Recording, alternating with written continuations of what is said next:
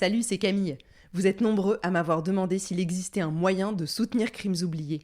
Eh bien, c'est aujourd'hui possible, j'ai ouvert une page Patreon. J'ai fait un choix pour ce podcast, pas de pub qui casse l'ambiance en plein milieu de vos écoutes. Donc pour que le podcast continue à exister à ce rythme et en toute indépendance, j'ai besoin de vous. Vous avez plusieurs possibilités pour me soutenir à votre échelle, je vous laisse le lien de la page directement dans les notes de l'épisode. Merci pour votre fidélité et merci à ceux qui participeront à cette aventure. Et maintenant, place à l'épisode du jour.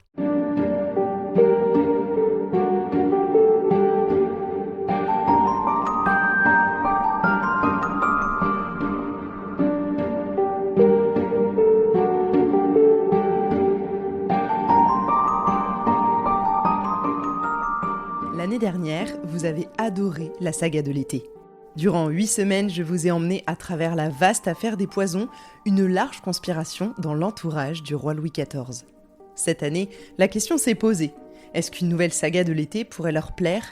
Est-ce qu'une affaire me permettrait d'avoir assez de matière pour les emmener tout un été avec moi ? Et je ne vais pas vous laisser en suspense plus longtemps, la réponse a rapidement été oui. Pour ceux qui n'ont pas écouté la saga de l'été dernier, laissez-moi vous redonner rapidement le principe.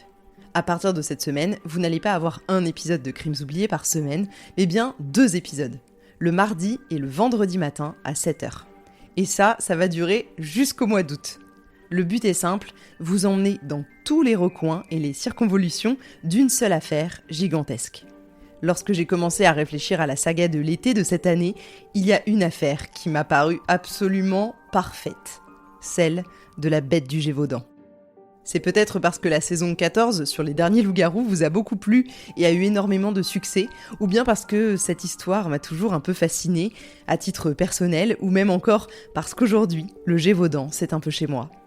À quelques kilomètres au nord de mon domicile, il est là, le Gévaudan ancestral, celui où tous ces morts n'ont peut-être jamais trouvé la paix, où toutes ces histoires se sont entrecoupées sans que l'on trouve véritablement de coupable. La vérité, c'est qu'on croit tous connaître l'histoire de la bête du Gévaudan.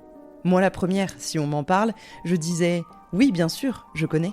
Mais lorsque j'ai commencé à mettre mon nez curieux dans les archives, je me suis rendu compte que tout ça n'était qu'un imbroglio d'histoires jamais terminées, de rumeurs non contemporaines des faits et surtout de traditions orales invérifiables. Je crois quand même pouvoir vous dire aujourd'hui qu'il y a plusieurs histoires de la bête du Gévaudan, et sûrement plusieurs bêtes aussi. À l'époque, on écrit très peu, et donc on rapporte mal ce qui s'est passé. Ça, c'est quand on peut rapporter les faits, mais la plupart du temps, il n'y a même pas de témoignage direct, juste un mix de ragots de campagne qu'on se raconte devant la soupe ou à la taverne du coin. Un mix de ragots qui, au fur et à mesure qu'on le raconte à son fils, son petit-fils, puis son arrière-petite-fille, va se déformer pour arriver jusqu'à nous dans un état qui ne permet pas de définir la vérité. Il a fallu que je choisisse un angle, car vous raconter les simples faits de cette affaire m'aurait pris 6 épisodes maximum, tant ils n'ont en eux-mêmes pas grand-chose à nous dire. Ce qui m'a vraiment intéressé dans cette affaire, c'est de creuser pour tenter de démêler le vrai du faux, les faits du fantasme, les preuves du mythe. J'ai eu envie de vous emmener dans ces recherches à travers les multiples versions de l'histoire de la bête du Gévaudan. Qui détient vraiment la vérité ? Je ne sais pas si vous aurez la réponse à la fin de cette saga, mais en tout cas, vous aurez toutes les cartes en main, je l'espère, pour vous faire votre propre opinion éclairée. Alors, pendant tout l'été, je vous emmène à la rencontre de ceux qui ont survécu aux attaques, de ceux qui ont mené la traque et de ceux qui ont raconté du mieux qu'ils ont pu ce qu'ils ont vu, entendu ou ressenti entre 1763 et 1767 dans les montagnes du Gévaudan.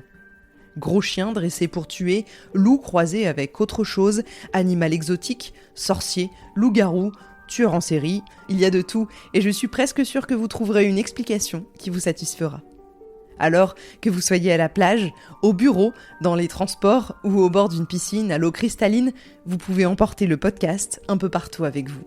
Nous sommes le 1er juillet, les cigales chantent par ici et je suis ravie de vous retrouver.